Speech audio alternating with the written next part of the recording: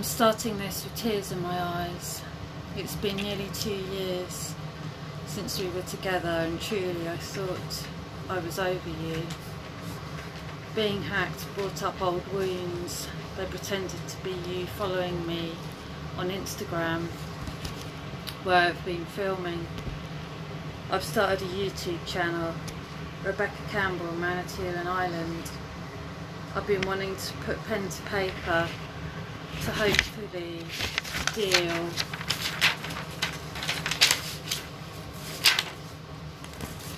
with my emotions. I think at the time I pushed my feelings down. It was one of the lowest points in my life. I know I didn't express to you what was going on in my mind. I would think of ways to kill myself. Gassing myself in my car, plugging the exhaust was one. I was envious of Mandy because she didn't have long to live.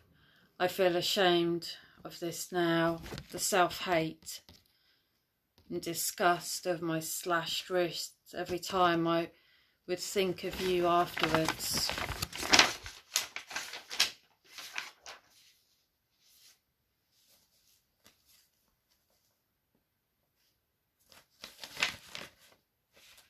And I wish I hadn't sent you a picture of my amputated feet and fingers. Your cruel words come saying, I don't want to see you and look after you. Looking down on me. I phoned Misty, the lady you told me not to be friends with, when I was in hospital last winter.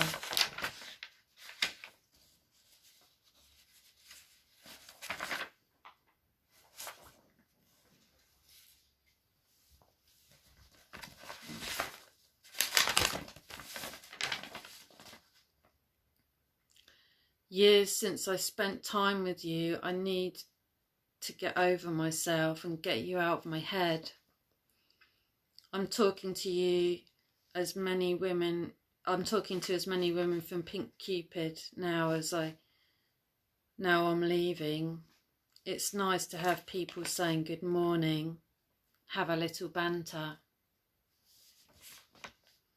Talking of good mornings, another thing you wanted and took away. The wounds run deep. Buying me earrings, saying you'll marry me. It feels like yesterday. Memories are odd. Since I'm still alive and happy to be so, I've got a website idea that's getting funded. I want to make a difference to humanity. The rejection I felt brings up old wounds when my mum took her life. You are dead to me. It's the same emotion. I miss the sound of your voice, and I'm coming to terms with the fact that I won't hear from you again. Tears roll down my cheek. It will be 2 years since I spent time with you. I need to get over myself and get you out of my head. I'm talking to as many...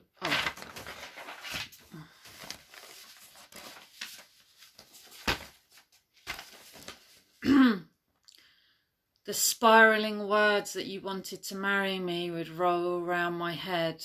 I knew you were really there for me in more ways than one, and had your own issues to deal with. And it's my own mind I need to give love and accept the heartache. I felt so jealous when you would talk with Aki. I know she's very attractive. The good thing that came out of being hacked was I went through emails which previously I'd put into spam, so didn't receive them. the hacking brought them out and I was able to unsubscribe. Interestingly, once I changed my email and Facebook password, they locked me out of my account. Still, I can get in on my phone when I log in with Google. I can't help thinking they were partly responsible for the hacking. Pink Cupid is run by misogynistic Australian men.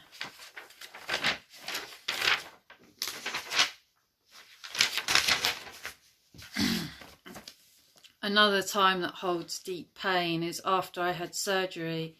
I said how I missed you and you didn't respond. You stopped sending me pictures and shut me out. I should have known you wouldn't have been interested in me anymore since you don't like tattoos, and I'm so deformed now. This is shallow, but the truth of the matter. It also hurts me that you stopped sharing your life on the phone, no more pictures, delayed messages. I could feel your detachment before it happened and felt so terribly needy and desperate for your love. In retrospect, the highs were really high and the lows really low. Dark, light, dark, you can't have one without the other. Polar opposites. I hold a deep love that's unconditional for you. You have the loveliest handhold and kiss. I appreciated the love bubble that's gone.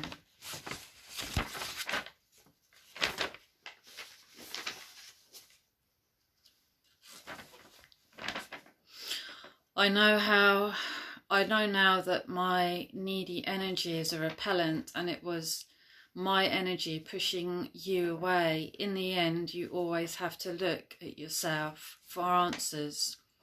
I treasure the moments we spent together. Tears well in my eyes. It's not that you make me feel the way I do, it's me.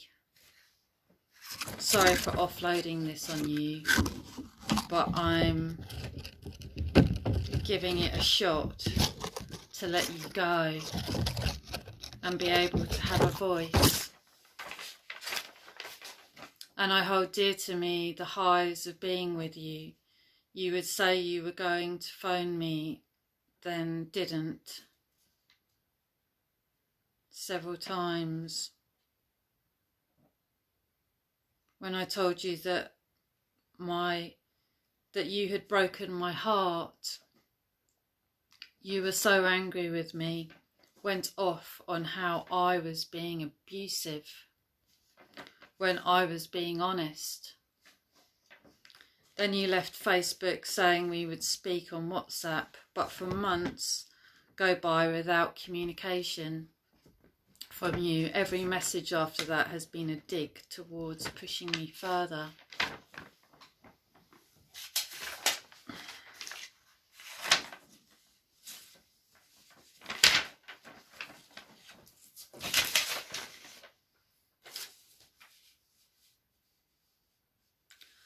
Finally, I threw the soap away you had left. I would occasionally smell. In my mind,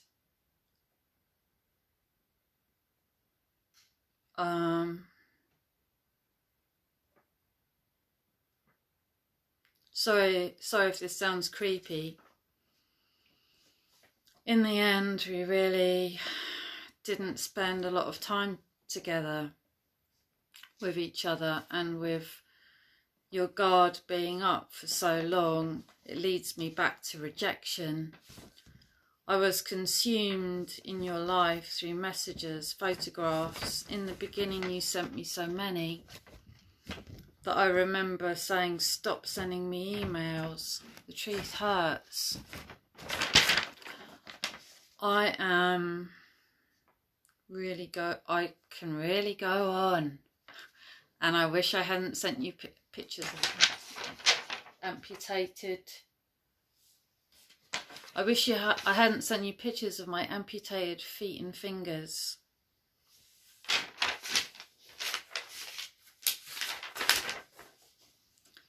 I wore the windbreak head mask warmer. It holds parts of your personality. I know that sounds weird. I'm just quirky. Your parting words to me were, "That was intense." I still have all 3 pens and the lights still work, although I don't often choose to hold them. You always wanted to prove that you were right. In the end, I was right. When you had all of me, you didn't want me. I'm not the same person you met. I've been letting women call me hun. Part of me wants you to cry and hurt and feel how you've hurt me. Threw me to the wayside, trash, on the curb. I know I'm being brutally honest, and that's scary to some people, but I think you can take it. I mean that as a compliment, because you're a strong, beautiful woman. I miss how we would converse with each other. Crying again. I started this letter 4 a.m. It's now 2 in the afternoon.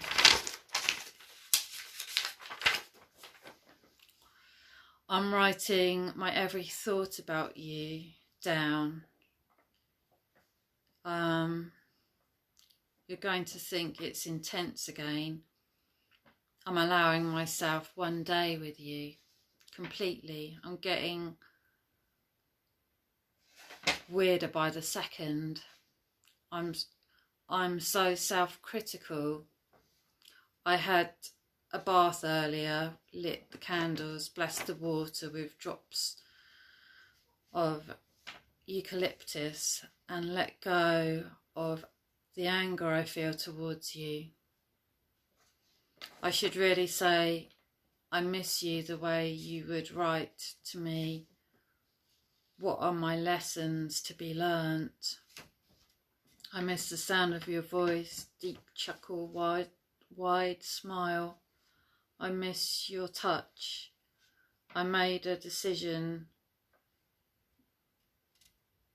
to be myself, whatever that means in the moment. I'm so judgmental of myself.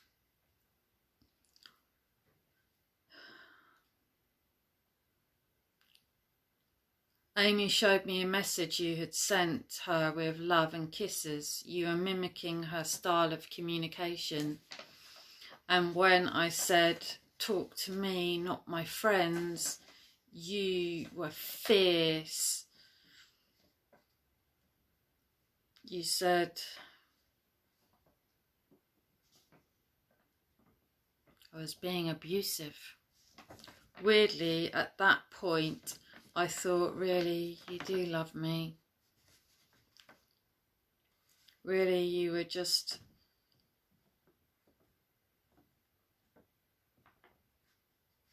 thinking about your point of view, how right you are.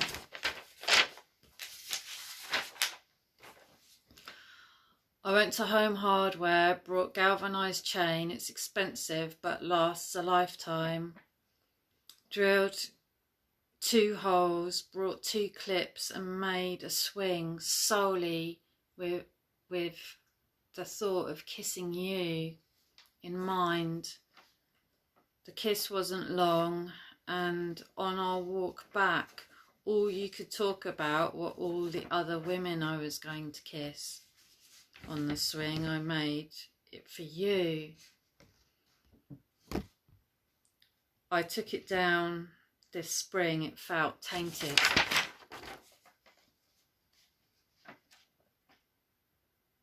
I miss your deep tones, so sexy. And when we were at Brenda's party and I felt so proud to be with such an intelligent woman. I couldn't make head nor tail of what you were saying. I was impressed by your gobbledygook, your charismatic charm. I miss our conversations when you were driving. It's when you used to like to talk to me. When I self-criticise, an image of you pops up as if you are my judge and jury. I'm sorry that I shot you down when you called me honey one time, and sorry that I used harsh words one time when you were wishing me safe travels. It annoyed me. My attraction for you was lost after my frostbite. I was in too much pain to be able to feel any kind of desire. Ironically, it came back after you left me. Life's a bitch. I've turned off all Wi-Fi. Girls keep wanting to chat with me. I got rid of the blow-up mattresses we used in front of the fire. You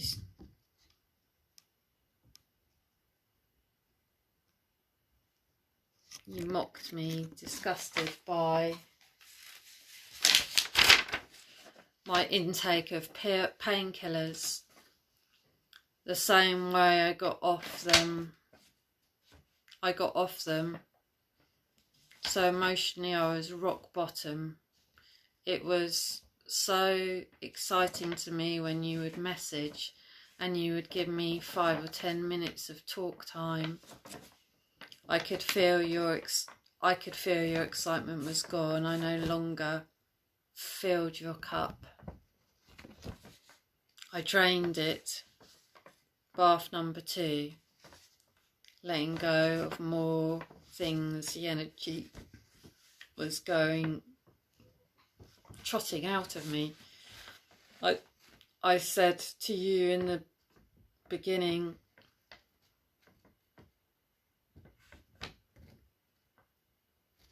you're out of my league, driving Porsches and fancy yachts.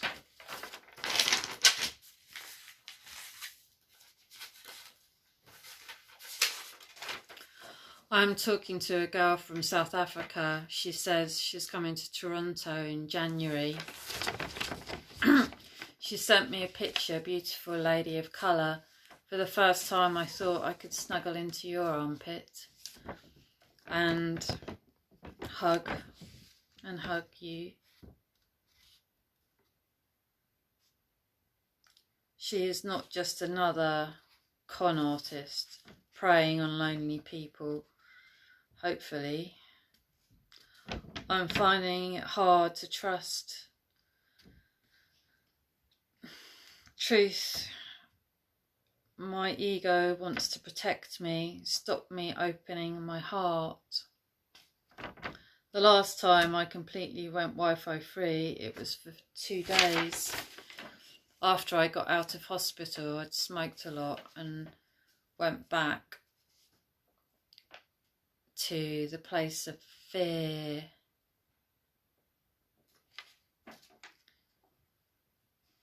This is the first time I have said this and started to hear the other world. When I turned on my phone, the COVID virus was spreading. I was scared of the dark for about a year, scared to have a bath at night with candles. I just realised I've stopped talking about you. I think it's working, letting you go. Sleeping with you took making love to another level. It was my intention to give you the biggest orgasm you had ever had. Before your visit, I asked the 8-ball. Yes, was the reply. it makes me feel dirty having that thought in a responsive way. I shouldn't have those thoughts about you anymore, dirty old man. One day you told me you didn't care anymore when you called me sister. I hated it all over. All our communication and pictures were being hacked. Also took all of Facebook's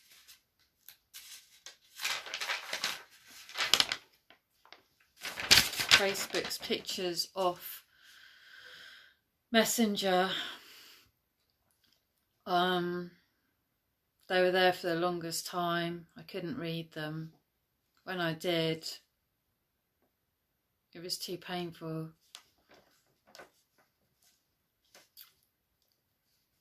And I hated it when you text me that your friend was getting into bed with you. I was listening to a Latino woman speak on YouTube. Her voice was giving me butterflies. I guess I'm ready after nearly 2 years. And I gave your t-shirt back. The one I'd slept in. You finally got it.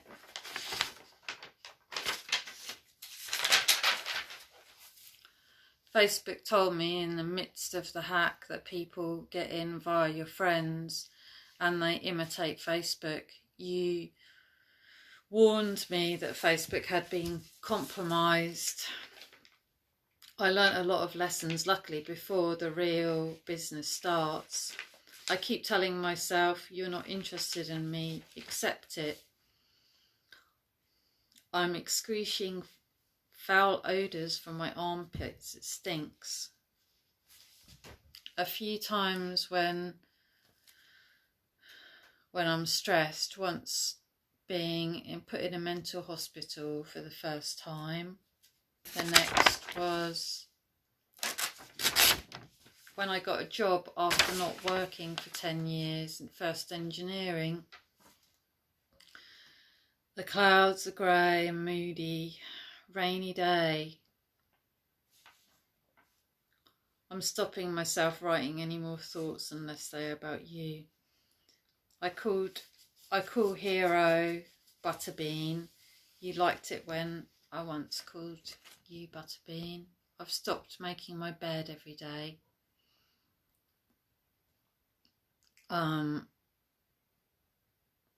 I complimented you on it and you dissed me. I hope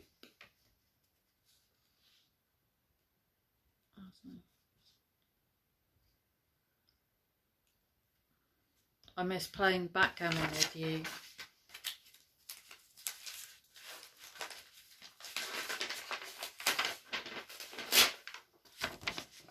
I put you on a pedestal, so energetically that pushes you further away. I miss you holding my hands. You wouldn't touch my feet, so nothing to miss there. I called you my girlfriend.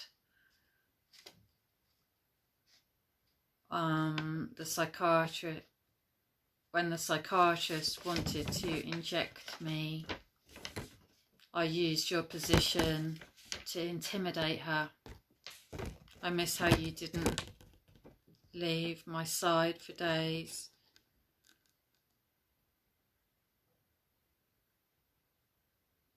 I heard you quietly pass wind. I accidentally locked you out for a couple of hours. I slept after you drove back. You always asked me questions. I was flattered with your validation. Your ears must be burning today. At the moment I'm thinking about the amount I'm thinking about you. How long will it take me to let you go?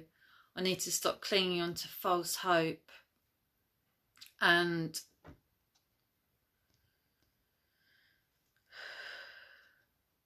the moments we had together, it was the one and only time I called you my girlfriend.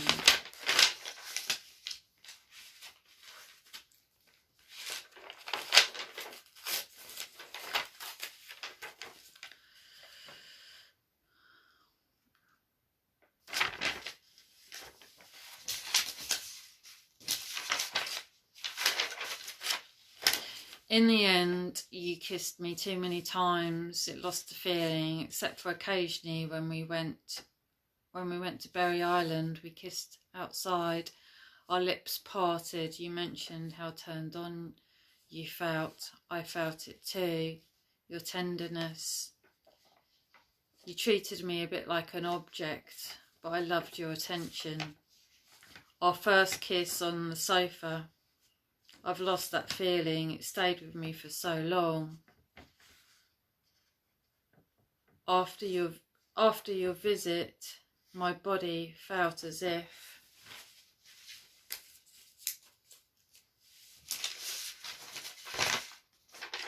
it was floating. I actually managed to get it back from Northern Carolina. Thank you very much. That floating feeling, yeah. I'm toying with the thought of you. I know I shouldn't. I miss how you would play table tennis with so little effort. It's because you went to a tennis school and were really good. It would turn me on it would turn you on when I sucked on your lips. You said I could do anything to you. I feel flushed in the face. I'm sorry. I never spoke dirty with you. I couldn't if I'm not feeling it. I loved how you were with Aslan. I'm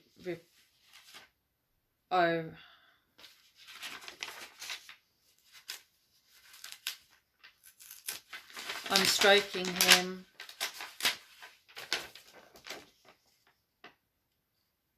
You were stroking him with all your fingers spread out, up and down in motion with your speech. I felt jealous when you told me you had washed your mum's hair. I wanted your touch so badly. I've made sure nobody has got close to me. No one person has control. That makes me happy.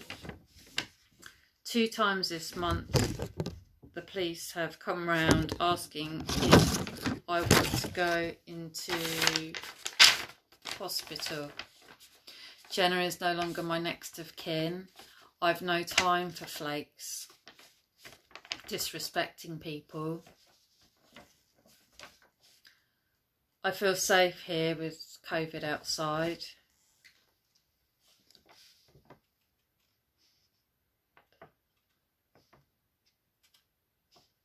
The first time it was Maureen's mother that called the police. I was talking live on Facebook and said I'm going to speak my truth. And actually saying that, I had another friend that said she didn't want to be my friend, but then she phoned me up the next day and wanted to be my friend. Weird. Speaking the truth is scary. The second, I don't know who called when I was being hacked, putting up videos of my deformities being chav, using the C word.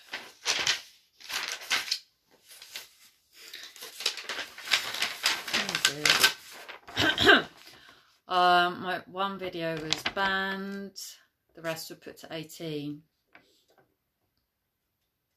I filmed each time in my pocket when the police came.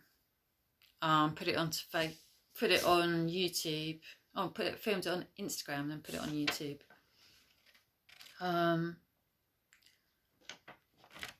When the analytics came up, 500 people were watching. I was surprised. Initially, I went to the police myself and said it was Facebook's problem. There was nothing they could do. Kate, my brother's wife, has banned me from their house. Apparently, I'm a bully. And ruined her reputation. Off track again. Talking about myself. I miss how the sunlight caught your hair, laying on the blanket in the grass. I dropped ice cream on your foot and licked it off. The South African girl has been the only one to say sorry after me telling her about my frostbite. She didn't know the meaning frostbite. I liked that she acknowledged it. Everybody else pretends and carries on the conversation as though nothing had happened. I was so wet after laying with you on the grass. I'm sorry for calling you a bitch when I was in hospital. You said stop speaking American. I looked at pictures of you